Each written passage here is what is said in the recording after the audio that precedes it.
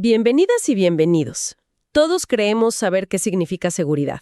Es una palabra que usamos a diario, ¿no? Cerrar la puerta con llave, evitar una calle oscura. Claro, es parte de la rutina. Pero los materiales que tenemos hoy sugieren que ese concepto, que parece tan simple, ha estado en una evolución, wow, radical. Totalmente. Así que nuestra misión hoy es trazar ese viaje. Desde la idea clásica de un Estado que impone orden hasta algo mucho más complejo, participativo y, digamos, personal.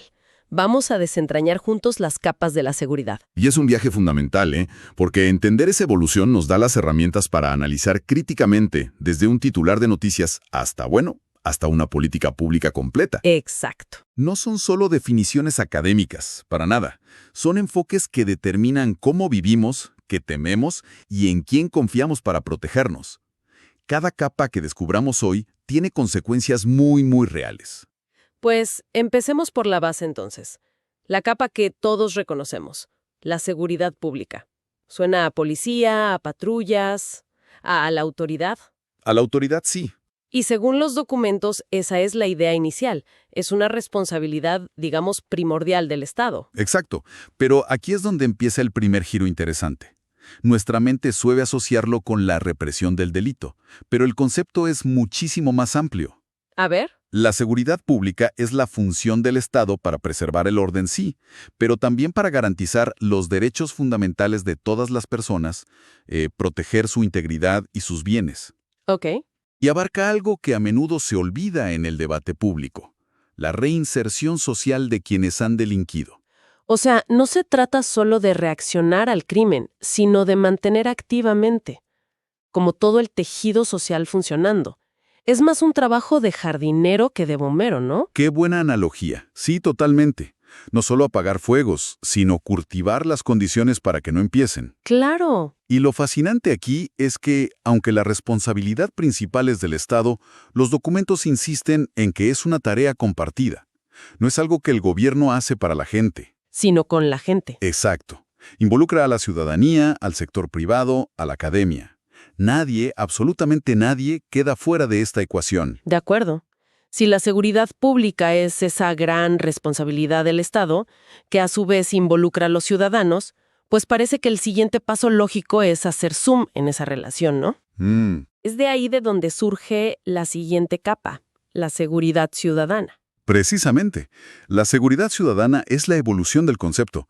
Reconoce que el control del crimen ya no puede ser un monopolio exclusivo de la policía. Ah, ok. Se enfoca mucho más en la prevención, en reducir las posibilidades de ser víctima y un punto que es clave, en mejorar la percepción de seguridad en la vida cotidiana. La percepción, claro. Es que a veces el miedo al delito puede ser tan paralizante como el delito mismo. Totalmente de acuerdo.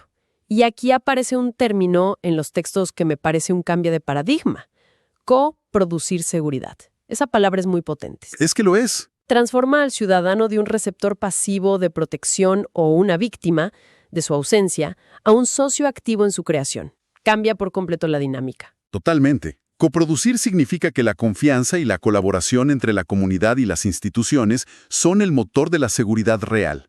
Y esa idea nos lleva directamente a la capa más abarcadora de todas, la seguridad humana. Aquí el concepto explota más allá del delito. De acuerdo, esto suena a que ampliamos el mapa por completo. La seguridad humana, según lo que plantea el PNUD, busca proteger a las personas de amenazas graves y previsibles. ¿Qué tipo de amenazas? Ya no hablamos solo de robos. No, para nada. Se define por 4 características que lo aclaran todo. Primero, su carácter universal. Afecta a todos por igual.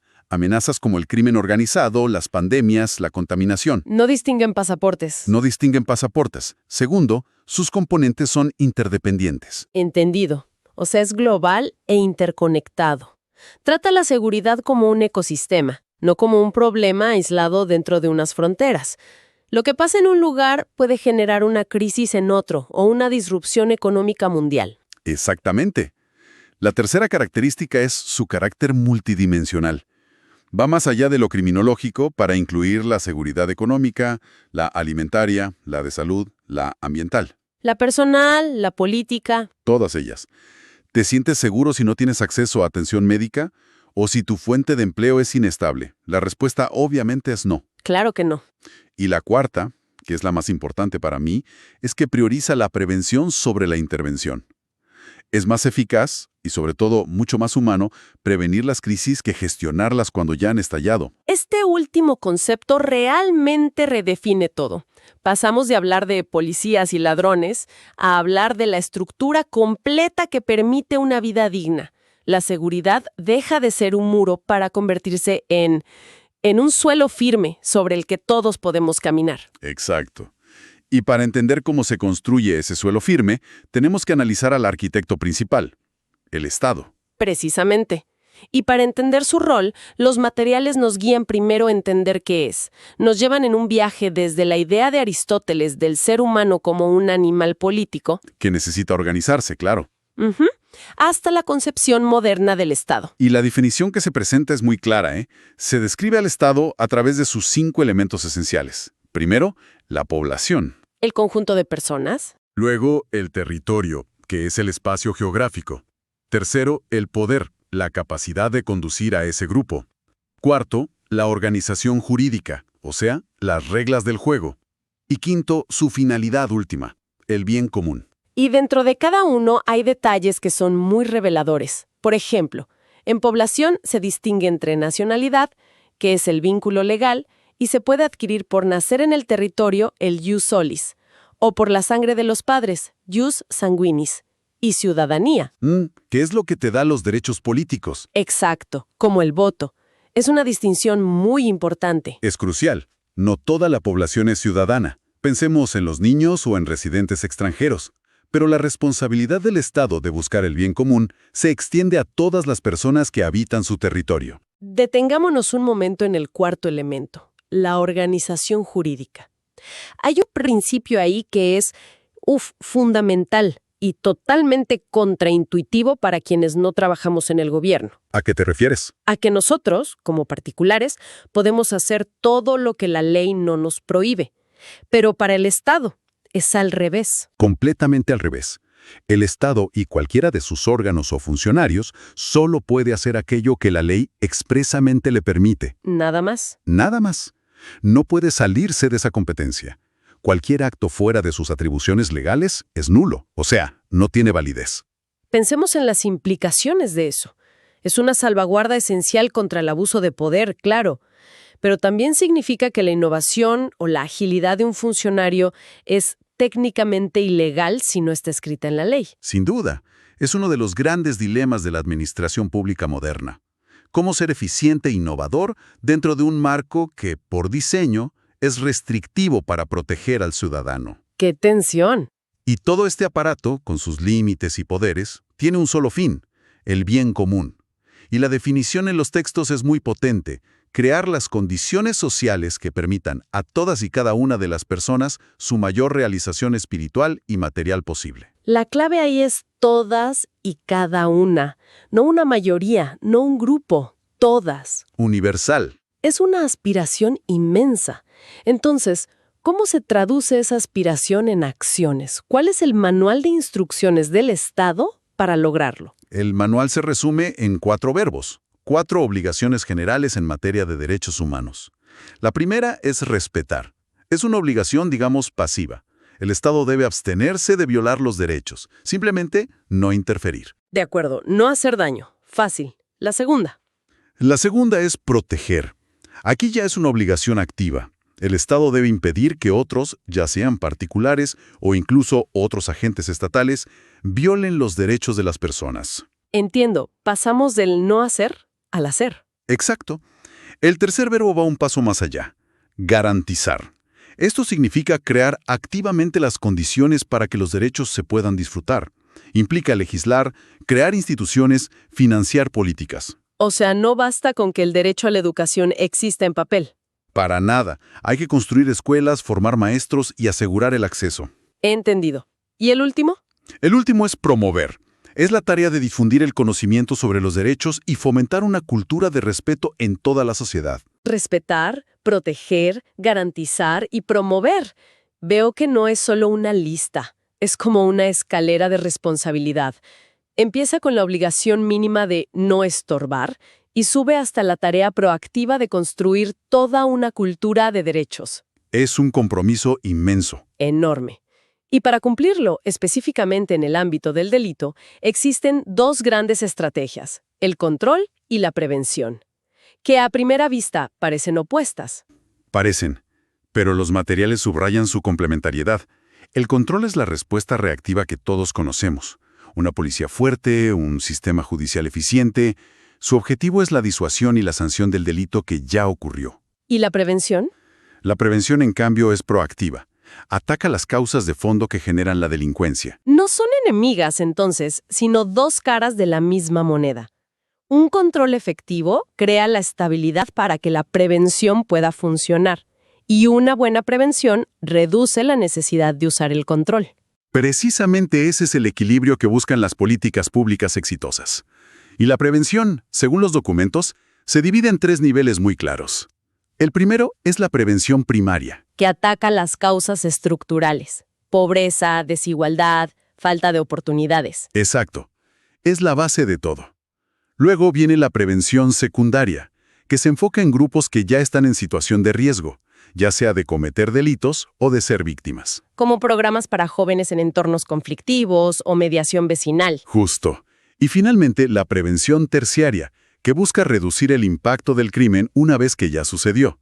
Su foco está en la atención a las víctimas, la reinserción. Para evitar la reincidencia. Para evitar la reincidencia y recuperar la confianza en la comunidad.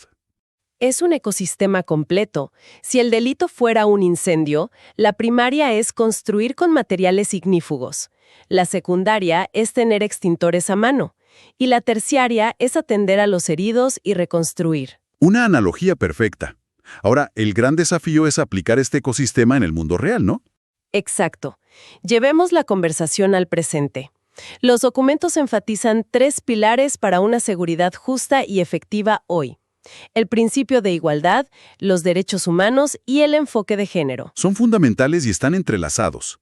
El principio de igualdad y no discriminación exige que las fuerzas del orden actúen sin sesgos. Los derechos humanos establecen los estándares mínimos, poniendo límites claros, por ejemplo, al uso de la fuerza. Y luego está el enfoque de género.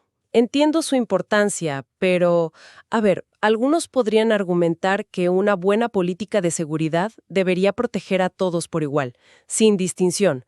¿Por qué se insiste en sacarlo como un pilar aparte? Esa es una pregunta crucial porque va al corazón de por qué este enfoque es tan necesario. Reconoce una realidad innegable. La violencia y la inseguridad no se viven de la misma manera. El riesgo, el miedo, el tipo de violencia son drásticamente diferentes para un hombre, una mujer o una persona trans al caminar por la misma calle de noche. Ignorar el género es diseñar políticas de seguridad a ciegas, Basadas en una supuesta experiencia universal. que en realidad suele ser la masculina. Exacto. No se puede diseñar una solución única para todos, porque el problema no es el mismo para todos. Entiendo. El enfoque de género permite identificar esas desigualdades estructurales y, así, diseñar medidas específicas y efectivas para proteger a quienes son sistemáticamente más vulnerables, como las mujeres, las niñas y las personas de la comunidad LGBTI+. Tiene todo el sentido. Y todo esto converge en la que los documentos presentan como una de las tendencias más actuales: el enfoque territorial. Esto sí que suena a un cambio de paradigma. ¿Lo es? Implica romper con la idea de la receta única de seguridad aplicada desde una capital a todo un país. Ajá. Reconoce que la seguridad es un fenómeno local, íntimamente ligado a las características específicas de cada barrio, de cada comunidad. La solución para una zona urbana densa no puede ser la misma que para una comunidad rural. ¿Y cómo funciona en la práctica? Si no es una orden desde arriba, ¿de dónde viene la estrategia? Se construye desde abajo. Se basa en la participación ciudadana, la corresponsabilidad de todos los actores locales y, de nuevo, la prevención. Un ejemplo práctico son los consejos comunitarios de seguridad, donde vecinos y autoridades se sientan a la misma mesa. El ejemplo de recuperar un espacio público deteriorado que se menciona es muy potente. Un parque abandonado y oscuro es un foco de inseguridad. Claro, pero si la comunidad, junto al municipio y quizás comerciantes locales, lo ilumina, instala juegos, organiza actividades, ese mismo lugar se transforma. Deja de ser un espacio de miedo para convertirse en un centro de cohesión social. Que por su propia vitalidad previene el delito. Exacto. Ese ejemplo es muy físico, muy tangible. Pero este enfoque también aplica a nivel social. ¿Cómo participa una escuela o un centro de salud en esto? Absolutamente. Una escuela puede detectar jóvenes en riesgo y conectar con servicios sociales. Un centro de salud puede tener programas de atención a víctimas de violencia doméstica. El enfoque territorial es, en esencia, la orquestación de todos esos activos locales, Reconociendo que la seguridad no es solo trabajo de la policía. sino de toda la red que compone una comunidad. Entonces, si miramos el camino recorrido, hemos viajado desde la idea de tranquilidad hasta esta red compleja de responsabilidades compartidas, derechos humanos y estrategias hiperlocales. La seguridad ya no parece un asunto de fuerza. Sino de inteligencia social. Sí, de inteligencia social. Exacto. Los materiales dibujan una evolución muy clara. Se pasa de un modelo donde el Estado impone la seguridad desde arriba a uno donde las comunidades la construyen desde adentro. Y eso nos deja con una pregunta importante para reflexionar. Adelante. Si la seguridad se coproduce, como hemos visto, si es una tarea compartida que se construye desde lo local, ¿cuál es el primer paso, la primera acción concreta que una persona o una comunidad pequeña puede tomar para empezar a construirla, incluso antes de que intervengan las grandes autoridades? Una pregunta poderosa para cerrar. Nos deja pensando en la escala de nuestra propia agencia. Con esa reflexión, terminamos este análisis. Compartan sus ideas. Nos encantaría leer qué conversaciones detona esto. Hasta la próxima.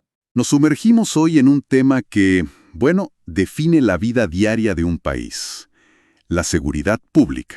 Un tema central. Totalmente. Tenemos sobre la mesa una serie de documentos que son, en esencia, los planos del sistema chileno para enfrentar la delincuencia. Exacto. Y la misión aquí es ir más allá de los titulares. Queremos entender la maquinaria interna, las leyes, las instituciones, las estrategias que han ido cambiando. Vamos a desglosar esta arquitectura. Y es precisamente esa palabra, arquitectura, la que mejor lo describe. ¿Verdad que sí? Sí, porque no es solo un muro, o sea, la policía, ni una sala de juicios. Es un ecosistema completo que en teoría va desde la prevención en un barrio. Está la reinserción de quien sale de la cárcel. Justamente. Lo que exploraremos es cómo se diseñó ese ecosistema, cómo ha intentado adaptarse y, bueno, cuáles son las grietas que todavía persisten. Empecemos por los cimientos, entonces. Todo este edificio se apoya en un andamiaje legal. ¿Cuáles son, digamos, las leyes clave que le dan forma a todo? A ver, el punto de partida es, por supuesto, la Constitución. Claro, la que pone las reglas del juego. Y el respeto a los derechos fundamentales. Pero luego el sistema se ramifica. Hay leyes orgánicas que son como el manual de funciones de las policías. ¿Una para cada una? Exacto. Una para carabineros, que se enfoca en el orden público, la prevención, y otra para la Policía de Investigaciones, la PDI, que es la investigación criminal. Entiendo. Y sobre eso, las dos columnas principales. El Código Penal, que te dice que es un delito, Y el Código Procesal Penal. que define cómo se investiga y se juzga. Exacto. O sea, es un entramado legal bastante denso. Veo aquí también leyes sobre control de armas, sobre el sistema de inteligencia incluso. Sobre los derechos de las víctimas, que es muy importante. Sí. Pero lo que me llama la atención son dos reformas que parecen haber cambiado el tablero de juego de manera significativa. Totalmente. La primera es la Reforma Procesal Penal del año 2000. Eso fue un cambio, copernicano. ¿Por qué tanto? Porque pasamos de un sistema antiguo, escrito o medio secreto, a uno oral y público. Se buscaba más transparencia, más eficiencia. Ya. ¿Y la segunda? La segunda es mucho más reciente. La creación del Ministerio de Seguridad Pública, que se pone en marcha en 2025. Ah, esto es nuevo. Sí, esto separa formalmente la seguridad de la política interna y le da un cerebro, digamos, dedicado exclusivamente a coordinar este ecosistema. Y esa palabra, coordinar, parece ser la clave de todo, ¿no? Es que lo es. Porque tienes a este nuevo ministerio, que es el estratega, y luego a los jugadores en el terreno. ¿Quiénes son esos actores principales? Los documentos los resumen en 4 pilares operativos. Primero, el Ministerio de Seguridad Pública, que, como decíamos, diseña la política. El cerebro. El cerebro.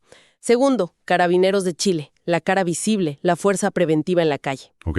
Tercero, la PDI, que funciona más como el equipo de detectives, ¿no? Investigando delitos complejos.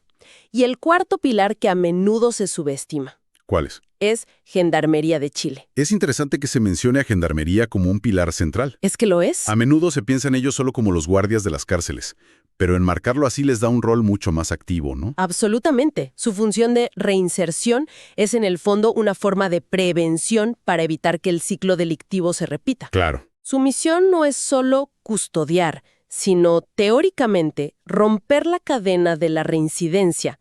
Y cuando ese eslabón falla, todo el sistema se resiente. Ahí está esa interdependencia. Bueno, y aquí es donde la cosa se pone realmente interesante, porque una cosa es la estructura y otra. Es la estrategia que la mueve. Exacto, y los documentos muestran que esta estrategia ha sido un blanco móvil. Ha cambiado con cada gobierno. Hagamos un recorrido rápido por esa evolución, que arranca formalmente con la Estrategia Nacional de Seguridad Pública de 2006. Así es.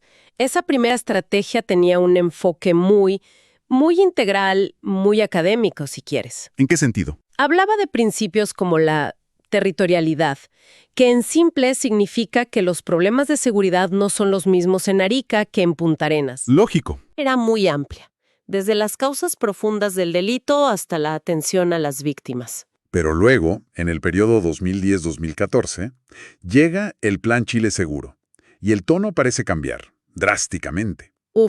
Sí. Se pone una meta numérica súper concreta. Reducir la victimización en un 15% en 4 años. Es un giro de 180 grados. ¿Verdad? Refleja una nueva corriente en la gestión pública, un enfoque más gerencial. La idea era tratar la seguridad como un objetivo de negocio, Con indicadores claros. con indicadores de rendimiento claros. El debate de fondo que esto plantea, y que es interesante para quienes nos escuchan, es si un fenómeno social tan complejo como el crimen puede realmente gestionarse con una hoja de cálculo. Dejen su comentario, nos interesa saber qué piensan. Y dentro de ese plan, se hace una distinción que me parece clave. Prevención social versus prevención situacional. Suena a jerga técnica. Pero es fácil de entender. Pensemos en una plaza en un barrio complicado. Ok. La prevención social sería implementar un programa deportivo para los jóvenes de la zona, darles alternativas, atacar la raíz del problema. Entiendo. La prevención situacional sería instalar mejores luces en esa misma plaza, podar los árboles, poner cámaras, o sea, atacar la oportunidad del delito. Que sea más difícil cometerlo. Exacto, el plan decía que se necesitaban ambas. Entendido. Después de ese enfoque tan cuantitativo, parece que el péndulo vuelve a moverse. El Plan Seguridad para Todos, de 2014 a 2018, aunque también tenía metas numéricas, hablaba de pilares más conceptuales. Sí, como participación ciudadana y sobre todo liderazgo local. ¿Qué significaba eso en la práctica? Líderes locales debían tener más herramientas y responsabilidad. Suena bien en el papel. Suena bien. Sin embargo, las evaluaciones de esa época, según los documentos, mostraban que a pesar de este cambio, problemas crónicos como la reincidencia y la violencia intrafamiliar seguían siendo un nudo gordiano. Y eso nos lleva al Acuerdo Nacional por la Seguridad Pública de 2018-2022. Este parece mucho más quirúrgico, ¿no?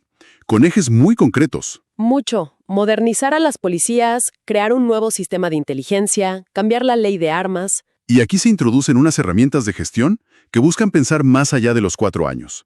Por ejemplo, se les exige a los policías un plan estratégico de desarrollo policial, un PEDP. Con una visión de 8 años. Momento, PDP, PGOA, para no perdernos en la sopa de letras.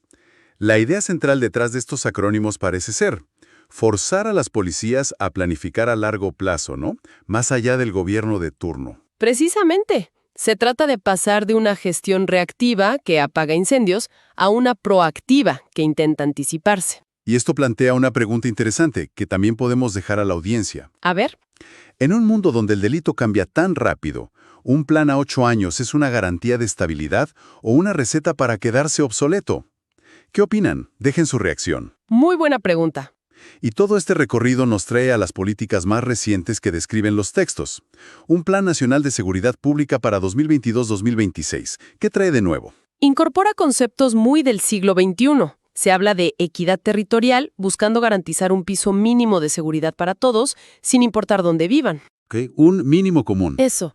También de coproducción de seguridad, reconociendo que esto no es solo tarea del Estado. Y algo muy relevante. La perspectiva de género se vuelve un principio explícito. ¿A qué se refiere eso? A admitir que los riesgos y las necesidades de seguridad no son iguales para hombres y mujeres. Y en paralelo a ese plan general, surge algo con nombre y apellido muy específico: la Política Nacional contra el Crimen Organizado. Uf, sí. El solo título ya te dice que la cosa es urgente, ¿o no? Que el desafío cambió. Sin duda. Esta ya no es una política para el robo común. Es para enfrentar redes complejas. Tiene 10 ejes, pero hay 3 que son el corazón de la estrategia. A ver. Primero, desbaratar su economía, seguir la ruta del dinero, atacar el lavado de activos. Sin plata, estas organizaciones se asfixian. Lógico. Segundo. Segundo, disminuir su poder de fuego, un control mucho más estricto del tráfico de armas. Y tercero, y esto es clave, Dime. intervenir las cárceles para que dejen de ser las oficinas desde donde operan y reclutan. Entonces, después de todo este recorrido, los documentos aterrizan en la realidad actual y son bastante claros, los desafíos siguen siendo enormes. Sí, no se andan con rodeos. Mencionan una tasa de homicidios en 2023 de 6.3 por cada 100.000 habitantes, el auge del crimen organizado. Da la impresión de una carrera constante entre la estrategia y la realidad. Es que esa es la conclusión que se desprende. La seguridad es un problema adaptativo. No hay una solución final, sino un proceso constante de ajuste. Cada plan es una hipótesis, y la realidad la pone a prueba. Hablemos un poco más de cómo funciona esa maquinaria en el día a día. Los documentos describen un ciclo de 4 etapas: prevención, persecución, sanción y reinserción. Exacto. Y en la prevención, me sorprende ver que los primeros actores listados son la familia y la escuela. Es que ahí comienza todo. El Estado puede crear programas contra la deserción escolar o la pobreza, pero los valores, los límites, la primera detección de conductas de riesgo. Ocurren en ese núcleo íntimo. Exacto. Luego, la prevención se expande al barrio, con los municipios mejorando la iluminación o recuperando espacios públicos. Es un trabajo en capas. Y cuando la prevención falla, se activa la siguiente etapa: persecución y control. Ahí entran de lleno Carabineros y la PDI. Pero siempre bajo la dirección de un actor clave, que es el Ministerio Público, la Fiscalía. Ellos lideran las investigaciones. Luego, la sanción, que es del Poder Judicial. Y cerramos el círculo con la reinserción, a cargo de Gendarmería. Pero con el apoyo crucial, dicen los textos, de la sociedad civil. Y en ese traspaso de una etapa a la otra, me imagino que ahí está la mayor fragilidad del sistema. Totalmente. Si la policía detiene a alguien, pero la investigación fiscal es débil, el sistema falla. Claro. Si el tribunal condena, pero el sistema penitenciario no logra iniciar un proceso de reinserción, el sistema falla de nuevo. La coordinación no es un extra, es el aceite que hace que todo el engranaje funcione. Hemos hablado de los actores más visibles, pero los documentos dedican una parte importante a un jugador que a menudo pasa bajo el radar: la Policía Marítima. Ah, muy interesante ese punto. No es una policía aparte, sino una función de la Armada. Exacto. Y su jurisdicción es gigantesca. Casi 4.300 kilómetros de costa más el mar territorial. O sea, su trabajo es mucho más que vigilar la playa en verano. Muchísimo más. Tienen responsabilidades en la protección del medio ambiente acuático, son los encargados de las operaciones de búsqueda y salvamento, el famoso SAR. El rescate en el mar. Exacto. Y actúan como auxiliares de la Fiscalía en la investigación de delitos en el mar. Y en ese punto hay una cifra que es brutal. La de la droga, ¿verdad? Sí. Entre 2008 y 2018 participaron en la incautación de más de 800.000 kilos de droga. ¿800.000 kilos? Es un número gigantesco. ¿Esto dice más sobre la escala del narcotráfico por vía marítima o sobre la efectividad de este cuerpo policial? Probablemente ambas cosas. Por un lado, evidencia que el mar es una de las grandes autopistas para el crimen organizado. Sin duda. Y por otro, demuestra que, sin una policía especializada en ese entorno, el país sería mucho más vulnerable. Y su rol no termina ahí, ¿eh?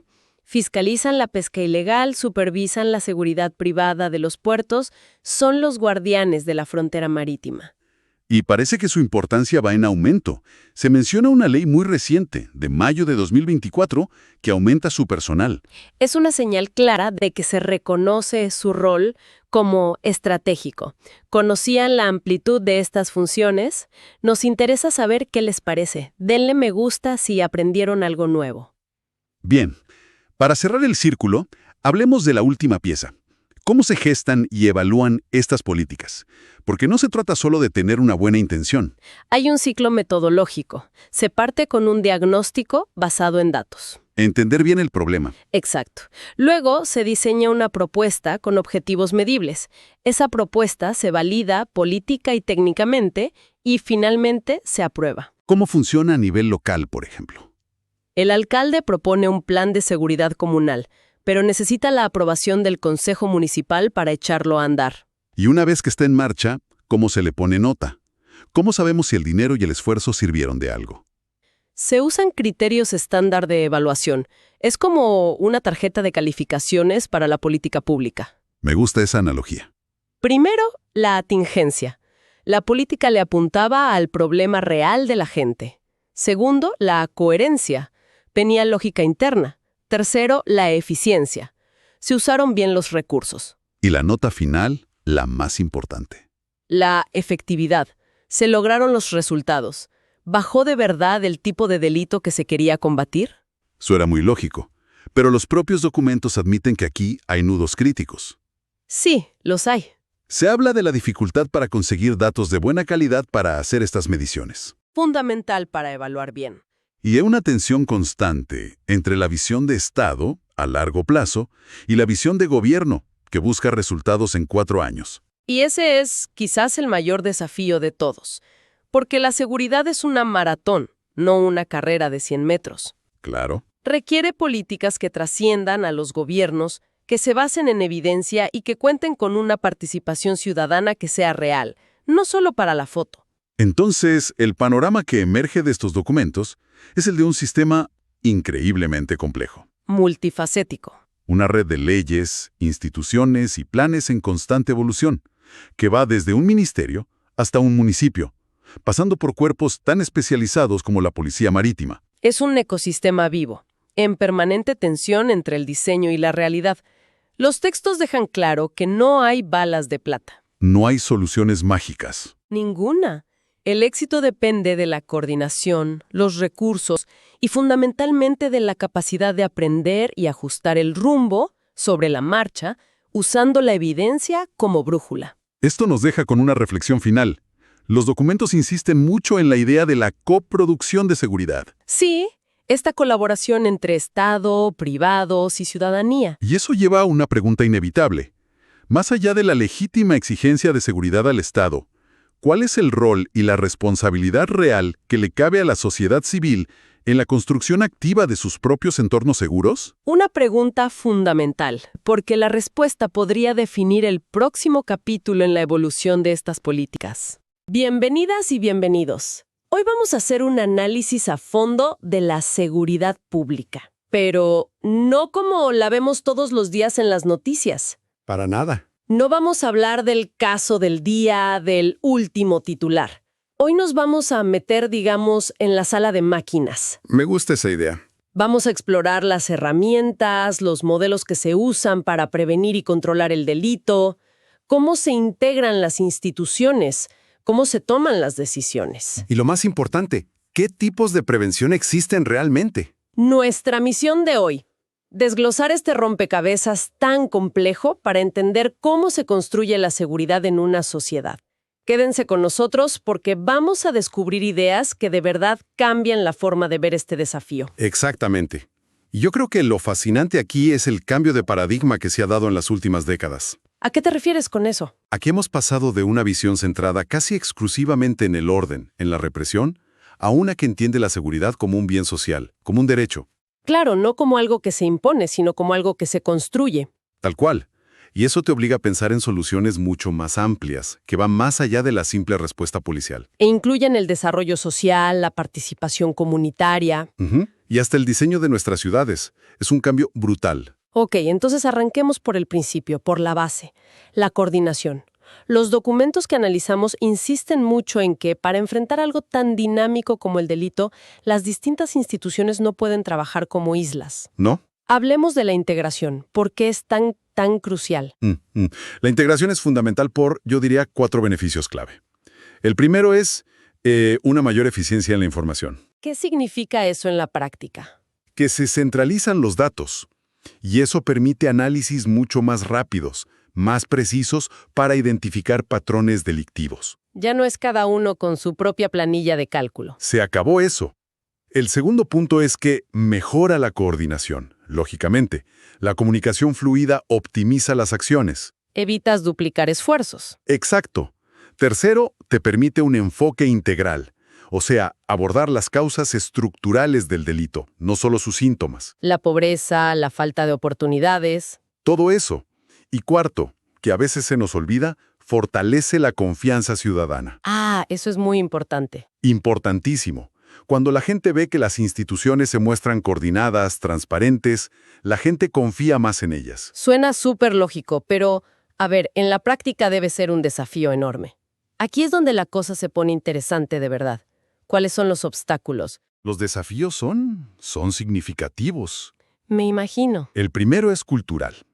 Cada institución tiene su propia cultura, sus propios sistemas de información y a veces, literalmente, no hablan el mismo idioma. Claro. Luego, la falta de recursos. Implementar tecnología, capacitar al personal, todo eso requiere una inversión importante. Y a veces no hay un marco legal fuerte, ¿no? Leyes claras que digan cómo se debe compartir la información. Totalmente.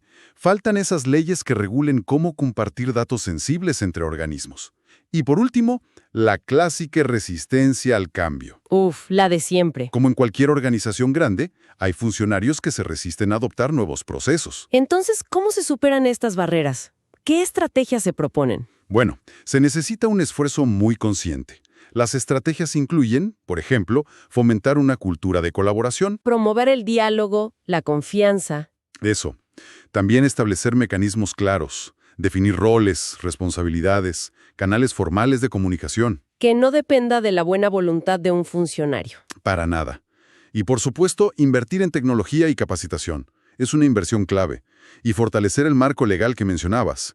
Crear normas claras para dar seguridad jurídica al proceso. Ok, para que no quede todo en la teoría, tenemos ejemplos concretos de estas plataformas integradas aquí en Chile. Sí, claro, hay varios ejemplos importantes. Uno es el SITE 2.0. ¿El Sistema Automático de Información Territorial? Exacto. Es una plataforma que usa mapas para analizar cómo se distribuye el delito e identificar los famosos puntos calientes. Y con eso se planifica el patrullaje de forma más inteligente. Justamente. Otro ejemplo es el Plan Cuadrante de Seguridad Preventiva, el PCSP, que organiza los servicios policiales en territorios específicos. Y también está el SACFI, del Ministerio Público. El Sistema de Análisis Criminal y Focos Investigativos. Ese es un sistema para mejorar la investigación de estructuras criminales, de bandas. Y el MIC, que busca fortalecer la relación entre carabineros y la comunidad. El Modelo de Integración Carabineros-Comunidad. Todos son ejemplos de este esfuerzo por integrar. ¿Qué les parece esta idea de la integración? ¿Creen que es la clave para una mayor eficacia? Dejen sus comentarios, nos interesa mucho leerlos y compartan este análisis. Y esa idea de la integración nos lleva directo al segundo gran tema. A los datos. A los datos. No basta con tenerlos, hay que saber usarlos. Pasemos a otro punto clave. La toma de decisiones basada en evidencia. ¿Qué significa esto en el contexto de la seguridad pública? Significa dejar de lado la intuición o las presiones del momento. O el titular del noticiero de la noche. O el titular tal cual. Y empezar a basar las políticas en datos objetivos y en análisis rigurosos. Se apoyan principios como recopilar evidencia confiable, analizarla críticamente y comunicar el proceso con transparencia. Y eso lleva a decisiones más sólidas y a una mejor rendición de Y cuentas. por supuesto, Y en seguridad, los dos grandes indicadores son los índices delictuales y la percepción de inseguridad. Y aquí viene la parte, para mí, más fascinante. que a menudo no coinciden. Para nada. Hay un divorcio total. Exacto. Por un lado, tenemos los índices delictivos, las tasas de robos, de homicidios, etc. Son datos duros, objetivos. Lo que realmente pasó y se denunció. Eso. Y por otro lado está la percepción de inseguridad, el sentimiento de miedo que tiene la gente, que se mide con encuestas. Y a veces hay una dicotomía brutal. Las cifras de delitos bajan, pero la gente se siente más insegura que nunca. O al revés. ¿Y por qué ocurre esa desconexión tan grande? Bueno, Es que la percepción no solo depende de los delitos reales, influyen otros factores, como la cobertura mediática de crímenes violentos. Que siempre se enfoca en lo más espectacular. Siempre. También una experiencia personal de victimización, la desconfianza en las instituciones o incluso la falta de redes de apoyo en la comunidad. Claro, un barrio puede tener muy pocos delitos, pero si la gente no confía en sus vecinos ni en la policía, la sensación de inseguridad puede ser altísima. Exactamente. Entonces, ¿qué se hace con esa información tan compleja? ¿Cómo orienta las estrategias? Obliga a actuar en varios frentes a la vez. No solo hay que reducir el delito real, también hay que comunicar eficazmente lo que se está haciendo. Hay que fortalecer la confianza en las instituciones policiales y judiciales. Fundamental. Y es crucial fomentar la participación ciudadana. ¿Por qué? Porque cuando la comunidad se involucra, aumenta la cohesión social y baja la percepción de inseguridad. La gente se apropia de su espacio. Y eso lo cambia todo. ¿Han sentido alguna vez esa diferencia entre las cifras oficiales y cómo se sienten en su barrio? Cuéntenos su experiencia y no olviden darle me gusta si les pareció interesante este punto. Y ahora vamos al corazón de la estrategia. La prevención. Sí, los documentos que revisamos hablan de 3 grandes modelos. Comencemos con la prevención social. La prevención social apunta a las causas profundas del delito. La desigualdad, la exclusión, la falta de oportunidades. O sea, va a la raíz del problema. A la raíz. Su objetivo es fomentar la integración social de grupos en desventaja. La idea es que una persona integrada en la sociedad tiene menos probabilidades de delinquir. Sus efectos son a mediano y largo plazo. Suena como la solución más lógica a largo plazo, pero mencionan un riesgo sutil: criminalizar la política social. ¿A qué se refiere eso? Es un punto crítico. El riesgo es que los programas sociales, de educación, de empleo, se justifiquen únicamente como una forma de controlar el delito. Y eso puede llevar a que la pobreza, por ejemplo, se vea como un simple factor de riesgo criminal. En lugar de un problema de derechos humanos. Exacto. Y los programas podrían volverse más de vigilancia que de desarrollo genuino. Es una línea muy delgada. Entendido. Ahora, el segundo modelo. La prevención comunitaria. ¿En qué se diferencia? Es una rama de la prevención social, pero con un enfoque muy local. Se trata de movilizar a la comunidad. A los líderes vecinales, a los jóvenes. A los educadores, a todos, para que participen activamente en la coproducción de su propia seguridad. Fortalece el tejido social, la confianza, y ahí los municipios juegan un rol clave como facilitadores. Y el tercer modelo es completamente distinto. No se enfoca en las personas, sino en el entorno. La prevención situacional. Correcto. Esta prevención busca reducir las oportunidades para cometer delitos. Su principio es hacer el delito más difícil, más arriesgado y menos rentable. ¿Cómo qué, por ejemplo? Estrategias muy concretas: mejorar la iluminación de una calle, instalar cámaras, sanear sitios abandonados. Ah, claro. Sus efectos son inmediatos y a corto plazo. Pero también tiene sus críticas, ¿verdad? El famoso efecto desplazamiento. Sí, esa es la principal crítica. Si pones más luz y cámaras en una plaza, el delito no desaparece, simplemente se traslada a la plaza de al lado. Abordas el síntoma, no la causa. Tal cual. Además, puede generar exclusión social, diseñando espacios para mantener fuera a los extraños, lo que puede estigmatizar a ciertos grupos. Entonces, si ninguna es perfecta por sí sola, la clave está en combinar las 3. Efectivamente, a eso se le llama prevención integral. Se necesita la prevención situacional para resultados a corto plazo, pero combinada con la social y la comunitaria para abordar las raíces del problema y lograr un cambio sostenible. ¿Cuál de estos 3 tipos de prevención les parece más efectivo en su entorno? ¿Social, comunitario o situacional? Queremos leer sus opiniones en los comentarios. Y para terminar de armar el mapa, el análisis introduce 3 niveles de intervención. Como en la salud: primaria, secundaria y terciaria. ¿Cómo se aplican a la prevención del delito? Es una forma de clasificar las acciones según el momento en que se aplican. La prevención primaria actúa antes de que surge el problema. ¿Se dirige a toda la población? A toda, para abordar factores de riesgo. Por ejemplo, programas de habilidades parentales o de apego escolar. Es una inversión a muy largo plazo. Después viene la secundaria. La prevención secundaria se enfoca en grupos que ya han sido identificados como de alto riesgo. Por ejemplo, jóvenes que han abandonado la escuela en barrios con alta criminalidad. Exacto. El objetivo es una intervención temprana. Y por último, la terciaria. La prevención terciaria ocurre después de que el delito ya se cometió. Su objetivo es prevenir la reincidencia a través de la rehabilitación y reinserción social de los infractores. Como los programas de tratamiento dentro de las cárceles. Esos mismos. La prevención secundaria suena eficiente, pero también delicada. ¿Cuál es el riesgo ahí? El gran riesgo es el etiquetamiento. ¿El qué? Al identificar a un niño o a un joven como en riesgo, se le puede estigmatizar, lo que paradójicamente podría empujarlo hacia el camino que se intentaba evitar. La famosa profecía autocumplida. Justamente.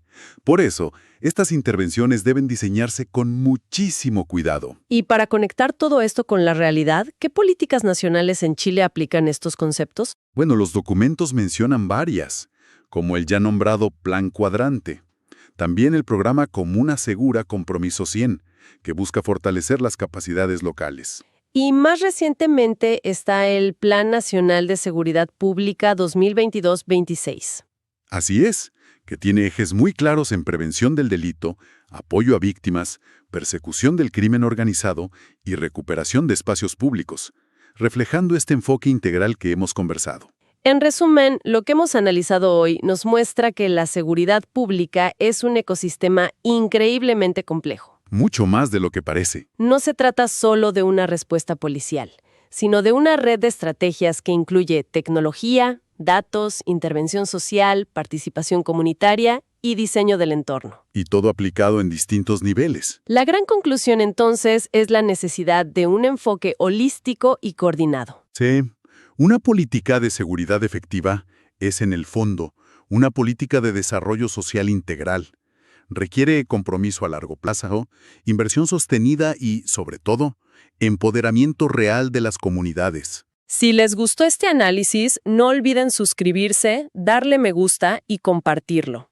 Sus reacciones de verdad nos ayudan a seguir explorando estos temas a fondo. Y les dejamos una última idea para reflexionar. Si las estrategias de prevención más efectivas son las sociales, que tardan años o décadas en mostrar resultados, ¿cómo puede una sociedad mantener el compromiso político y financiero a largo plazo cuando la presión pública exige soluciones inmediatas a la delincuencia de hoy? Bienvenidas y bienvenidos a nuestro análisis de hoy. El tema es la seguridad ciudadana, pero vamos a dejar un poco de lado esa imagen tradicional de policías y delincuentes. Hoy exploramos una idea mucho más profunda. La seguridad como una construcción que se hace, pues, en el barrio, en el territorio. Exacto. Es que es un cambio de paradigma total.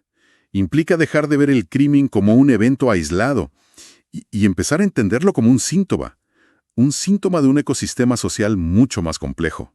Contamos con un conjunto de documentos que proponen justamente eso, que para tener comunidades más seguras tenemos que entender el lugar donde vivimos como un organismo vivo, dinámico. Nuestra misión entonces es desglosar qué significa esto en la práctica. O sea, ¿cómo influyen los factores sociales, económicos, hasta el diseño de nuestras calles en la delincuencia? Y lo más importante, ¿cómo pasamos de solo reaccionar al crimen a prevenirlo de forma inteligente? Y el punto de partida para todo esto es lo que los documentos llaman el enfoque territorial. De acuerdo, vamos a desglosar eso, porque suena un poco académico, pero la idea de fondo es muy potente. No se trata solo de poner más patrullas en un mapa, sino de entender por qué ciertos puntos de ese mapa son más vulnerables que otros, ¿verdad? Justamente. Un mapa del delito no solo te dice dónde robaron un auto, te obliga a preguntar por qué robaron el auto justo ahí. Claro. Es una calle oscura, no hay vida comunitaria, es una ruta de escape fácil. El enfoque territorial sitúa el delito en su contexto local.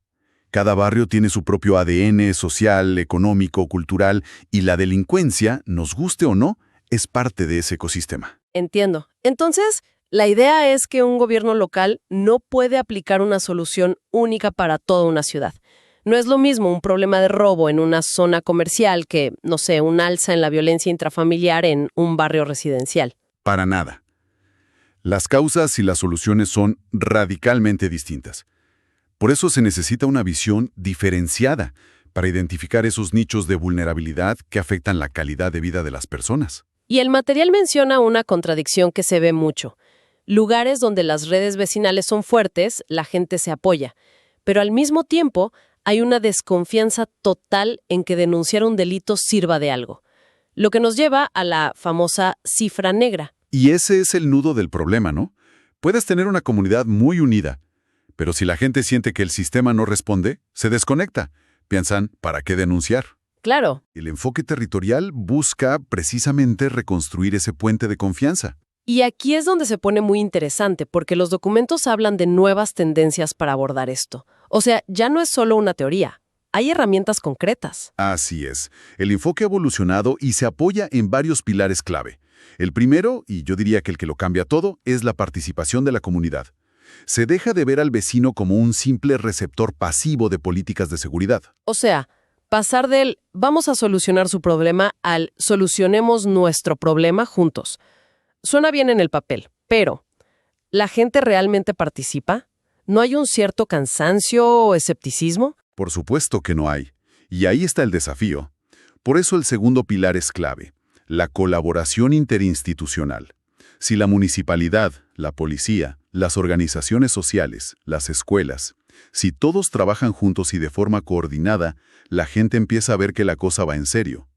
Ajá. No es solo una reunión para la foto. Se crean comités de seguridad integrados donde todos aportan su visión. Romper los hilos institucionales. Eso suena lógico, pero debe ser increíblemente difícil de lograr en la práctica. Lo es, pero es indispensable. Luego viene el tercer pilar, el uso de tecnología y datos. Esto es crucial. Hablamos de cámaras de vigilancia inteligentes con inteligencia artificial que detectan patrones, sistemas de alerta temprana, o hasta aplicaciones móviles para reportar incidentes en tiempo real. La tecnología nos permite ver patrones que antes eran invisibles a simple vista. Totalmente. Y también se habla de la atención a las diversidades. Entiendo que esto va más allá de un enfoque general. Mucho más allá. Significa reconocer que no todos vivimos la inseguridad de la misma manera. La experiencia de una mujer joven caminando de noche por una calle mal iluminada no es la misma que la de un comerciante preocupado por los robos. O un adulto mayor que teme salir de su casa. Se necesitan programas específicos que consideren estas diferencias para ser efectivos. Un momento, el último pilar me vuela la cabeza. Se habla de planificación urbana y prevención situacional. ¿Me estás diciendo que la decisión de un arquitecto sobre dónde poner un parque o cómo iluminar una calle puede tener un impacto tan grande en la seguridad como la estrategia de un jefe de policía? Exactamente eso es la idea. A veces, la solución no es más policía, sino mejor diseño urbano. Una buena iluminación, calles que no generen puntos ciegos, la recuperación de plazas para que sean lugares de encuentro y no de miedo. ¡Wow! Se trata de modificar las condiciones del entorno que facilitan que se cometa un delito. A veces la solución es tan simple como mejorar la visibilidad o instalar una barrera física. Un arquitecto puede ser un actor clave en la prevención del delito. Entiendo los pilares, pero a veces estas iniciativas suenan muy teóricas. Llevémoslo a la calle. Si un barrio adopta este enfoque, ¿qué cambia para la gente común y corriente? ¿Dejan de tener miedo de caminar de noche o es algo más profundo? Es ambas cosas. A corto plazo se pueden ver cambios muy concretos, patrullajes más inteligentes en las esquinas donde realmente ocurren los robos, gracias al mapeo delictivo. Se sale de la anécdota y se entra en la evidencia. ¿De acuerdo? Pero el cambio de fondo, el más potente, es que la gente deja de ser espectadora de su propia seguridad. Se convierten en protagonistas. Exacto. Cuando los vecinos se apropian de sus parques, participan en las mesas de seguridad y empiezan a colaborar, el tejido social se reconstruye, se fortalece la confianza. Y esa es la barrera más fuerte contra el delito, mucho más que cualquier patrulla. Es un ciclo virtuoso. Totalmente. A mayor participación, mayor seguridad, lo que a su vez fomenta más participación. Se genera un empoderamiento comunitario real. Ok, este enfoque integral suena potente. Pero me imagino que no se puede aplicar un copiar y pegar en toda una ciudad.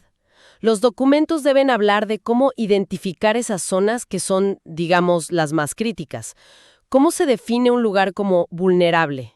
La definición base que se presenta es muy directa. Aquello que puede ser herido o recibir lesión. Si llevamos eso al ámbito social y espacial, la vulnerabilidad socioespacial es la susceptibilidad que tienen ciertos grupos y lugares a sufrir daños. ¿Daños de qué tipo? ¿No hablamos solo de delincuencia o sí? No, es mucho más amplio. Y eso es lo interesante. Es una combinación de factores. Por el lado social, está la desigualdad, la falta de acceso a salud o educación de calidad, la discriminación. Son factores que debilitan la capacidad de una familia para hacer frente a una crisis. Y por el lado espacial, está la ubicación geográfica, vivir en zonas de riesgo de desastres, por ejemplo, y la calidad de la infraestructura, como viviendas precarias o falta de servicios básicos. Hay una definición muy clara en los materiales: la incapacidad de impedir que acontecimientos negativos afecten las condiciones de vida de la población. Exacto. Y esa incapacidad puede venir por dos lados. Por falta de protección directa, como poca vigilancia policial, o por no poder aprovechar las oportunidades que se presentan. Entiendo. Un barrio puede ser vulnerable no solo porque hay robos, sino también porque sus jóvenes no tienen acceso a buena educación o empleos dignos, lo que los hace más susceptibles a caer en redes criminales. Es un análisis mucho más profundo que solo contar delitos. ¿Y cómo se mide esto? ¿Qué indicadores se usan para ponerle una etiqueta de vulnerable a un barrio? Es un análisis multidimensional. Se observan primero las tasas de criminalidad, claro, pero eso es solo el comienzo. Se analizan también los factores socioeconómicos, niveles de pobreza, desempleo, deserción escolar. Se miran las condiciones ambientales, el deterioro urbano, la falta de parques, la presencia de basurales. El entorno físico influye muchísimo. Y supongo que también se enfoca en las personas. Por supuesto. Se identifica la presencia de grupos de riesgo, zonas con alta concentración de jóvenes en situación de vulnerabilidad, problemas de adicciones, altos índices de violencia intrafamiliar. Y finalmente, un dato que a veces se subestima pero es clave: la percepción de inseguridad. Lo que la gente siente, el miedo. Exacto. El miedo es un dato en sí mismo, porque también limita la vida de las personas, las encierra en sus casas y rompe la vida comunitaria. Para recopilar todo esto, se usan herramientas como los sistemas de información geográfica, los SIG, para mapear los problemas. Ajá. Se hacen encuestas en terreno, se analizan estadísticas y, fundamental, se incorpora el conocimiento de la propia comunidad a través de talleres participativos. Además de territorios enteros, se habla de sectores críticos. No es lo mismo. Sus características son blancos probables de delitos, o cuyo impacto, si son atacados, es muy alto. Por ejemplo, la infraestructura crítica, redes de energía, transporte, hospitales. Un ataque ahí paraliza a toda una ciudad. Entiendo. También se mencionan los centros financieros y comerciales, los espacios públicos como parques y plazas, y las instituciones educativas o edificios gubernamentales. Son puntos de alta concentración de gente o de alto valor. Correcto. Y por lo tanto, requieren estrategias de protección específicas. No se protege igual una central eléctrica que un parque público. Cada uno necesita su propio plan. Bien, entonces, hemos diagnosticado el problema. Identificamos los territorios y sectores vulnerables usando evidencia. El siguiente paso lógico es la intervención. Y la idea central aquí parece ser que no hay una bala de plata. De ninguna manera. Se necesitan estrategias de intervención diferenciadas. Una solución para un problema de violencia intrafamiliar no es la misma que para el narcomenudeo o el robo de autos en una zona comercial. Cada problema requiere un bisturí, no un martillo. Las estrategias deben adaptarse al territorio, al tipo de delito y a la población. Se menciona que hay que considerar tanto a los grupos más vulnerables como a aquellos con más probabilidades de cometer delitos. Es un enfoque de 360 grados. Así es. Por un lado, proteges a las víctimas potenciales, pero por otro, trabajas sobre las causas que llevan a una persona a delinquir. Es prevención en ambos extremos del espectro. ¿Podríamos ver algunos ejemplos concretos de estas estrategias diferenciadas para que quede más claro? Claro, por ejemplo, en el entorno de las escuelas, no basta con poner un policía en la puerta. Se implementan programas para prevenir el acoso escolar o el consumo de drogas. Se trabaja con los jóvenes antes de que el problema escale. Ajá. Para la violencia intrafamiliar, se crean centros de atención especializados que no solo reciben la denuncia, sino que brindan apoyo psicológico, jurídico y social a las víctimas. Es una respuesta integral, no solo punitiva. Exacto. En zonas con alta criminalidad de robos callejeros, sí se puede usar el patrullaje policial focalizado, basado en los mapas de calor delictivo que mencionamos. Y para un barrio específico con un espacio público abandonado, la estrategia puede ser tan simple y tan poderosa como lanzar una campaña de recuperación de ese parque, ¿Con la ayuda de los vecinos? con la ayuda de los vecinos, para convertirlo en un lugar de encuentro seguro y lleno de vida. Todo esto suena a que se necesita una coordinación inmensa. Tantos actores diferentes: policía, municipio, organizaciones sociales, vecinos. ¿Cómo se logra que todos trabajen en la misma dirección sin pisarse los talones? Es un desafío gigante. Ese es el último pilar, y quizá el más crucial para que todo lo demás funcione. Los acuerdos y protocolos de actuación. Son los instrumentos que formalizan la cooperación y le dan una estructura clara. Son el cómo se hace todo esto en la práctica. Sería como un manual de instrucciones para la colaboración. Exactamente. Un protocolo detalla paso a paso qué hacer en una situación concreta. Por ejemplo, un protocolo para la atención a víctimas de violencia de género podría definir qué hace la policía cuando llega, cómo actúa el servicio de salud, qué apoyo legal se activa. ¿Y quién hace el seguimiento del caso? Claro, quién se encarga del seguimiento, todos saben qué rol juegan, a quién llamar y cuáles son sus responsabilidades. Y me imagino que estos acuerdos no son solo para las instituciones públicas. Para nada. Involucran a todos, a las fuerzas de seguridad, la justicia, sí, pero también organizaciones civiles, juntas de vecinos, empresas privadas, hasta universidades que pueden aportar investigación. Pueden ser acuerdos marco generales o estos protocolos súper específicos. Entonces, el éxito depende de que todos los involucrados no solo participen, sino que tengan roles y responsabilidades claras definidas por escrito. Precisamente, los beneficios son una mejor coordinación, se evita duplicar esfuerzos y, muy importante, se fortalece la confianza de la ciudadanía. Y, fundamentalmente, estos acuerdos deben basarse en la evidencia, en el diagnóstico previo del territorio, para que sean realmente efectivos, y no solo buenas intenciones en un papel. Si hacemos un resumen final, hemos pasado de una visión reactiva de la seguridad, de solo responder cuando el crimen ya ocurrió, a un modelo proactivo y colaborativo. La seguridad ciudadana deja de ser responsabilidad exclusiva de la policía para convertirse en una construcción colectiva. Es la idea central. No se trata de delegar la seguridad, sino de asumirla como una tarea compartida, donde cada actor, desde el urbanista hasta el vecino, tiene un rol que jugar. Se trata de entender el territorio a fondo, usar datos para tomar decisiones inteligentes, diseñar estrategias a medida y, sobre todo, lograr que todos los actores de la comunidad trabajen juntos. Si nos quedamos con una idea final, es que la seguridad sostenible se construye desde la base, entendiendo las causas profundas del delito y empoderando a las comunidades para que sean parte activa de la solución. No se trata solo de disuadir el crimen, sino de crear entornos donde el crimen tenga menos oportunidades y, sobre todo, menos razones para prosperar. Y para cerrar, me queda una pregunta dando vueltas, una tensión que se siente en todo esto. A ver. Los datos y la tecnología, como las cámaras con inteligencia artificial, son herramientas poderosísimas para identificar vulnerabilidades y prevenir el delito. Pero esto plantea una pregunta importante para reflexionar. ¿Dónde trazamos la línea entre una mayor seguridad y la protección de nuestra privacidad en nuestros propios barrios? ¿Cuánto estamos dispuestos a ceder de una por la otra? Es una de las grandes conversaciones de nuestro tiempo.